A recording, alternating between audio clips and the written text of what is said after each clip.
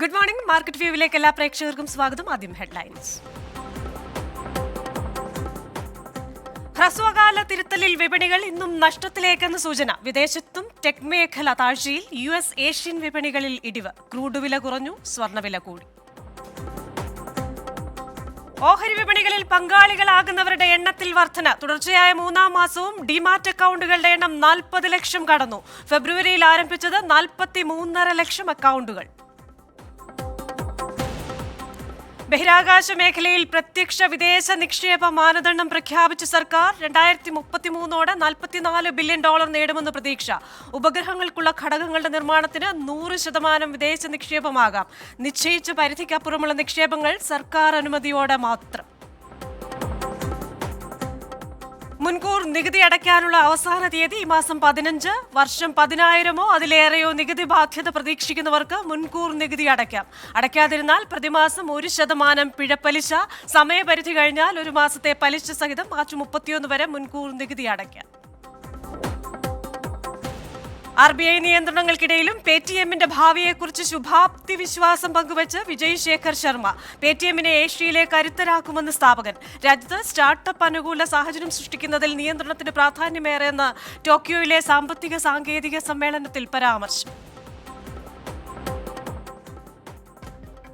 വിപണി ഇന്നും ഒരു ഇറക്കത്തിലാണ് നിൽക്കുന്നത്. അതുകൊണ്ട് തന്നെ ഇന്ന് നമ്മുടെ ഓഹരി വിപണികൾ എങ്ങനെയാണ് പ്രവർത്തിക്കുന്നതെന്ന് നോക്കാം.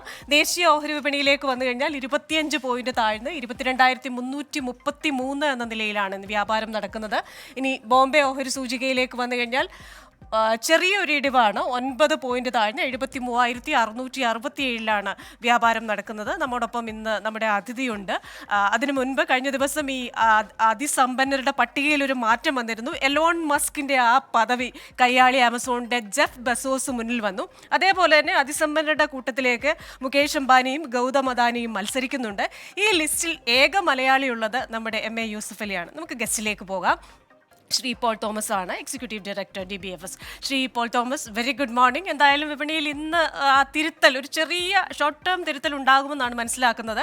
ഏഷ്യൻ US വിപണികളും ഒരു ഡൗൺവേർഡ് ട്രെൻഡ് ആണല്ലോ കാണിക്കുന്നത്. എന്താണ് വിപണിയിൽ ഇന്ന് സംഭവിക്കാൻ ഒരു സാധ്യത?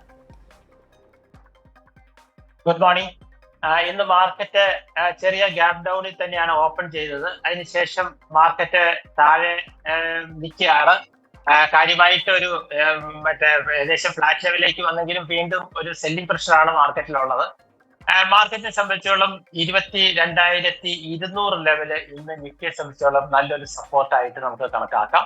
മുകളിലേക്ക് കയറുന്ന പക്ഷം 22,450 വരെ ഇന്ന് കയറാനുള്ള സാധ്യത മാർക്കറ്റിനുണ്ട്. മാർക്കറ്റ് ഈ ലെവലിനുള്ളിൽ നിൽക്കുവാനായിട്ട് റേഞ്ചിനുള്ളിൽ തന്നെ നിന്ന് ക്ലോസ് ചെയ്യാനുള്ള സാധ്യതയാണ് ഇന്ന് മാർക്കറ്റിനുള്ളത്. പിന്നെ ഇന്ന് US മാർക്കറ്റിൽ നിന്ന് കുറച്ച് ന്യൂസുകൾ വരാനുണ്ട്. FOMCയുടെ മിനിറ്റ്സുമായിട്ട് ബന്ധപ്പെട്ട് ഫെഡറൽ ചെയർമാൻ പവലിന്റെ ഒരു ടെസ്റ്റിമണി എല്ലാം ഉണ്ട്. അപ്പം അങ്ങനത്തെ ചില ന്യൂസുകൾ ഇന്ന് രാത്രി വരാനുണ്ട്. എന്തായാലും US-ലെ ഇൻട്രസ്റ്റ് റേറ്റ് എന്ന് കുറയ്ക്കും എന്നുള്ള ഒരു ആകാംക്ഷയിലാണ് മാർക്കറ്റ് നിൽക്കുന്നത്. ശരി, Shri Paul Thomas, executive director DBFS ആണ് മാർക്കറ്റിലെ വിശദാംശങ്ങൾ നൽകിയത്. മാർക്കറ്റ് വ്യൂവിന്റെ അടുത്ത എപ്പിസോഡ് ഉച്ചയ്ക്ക് 1:45 കാണാം.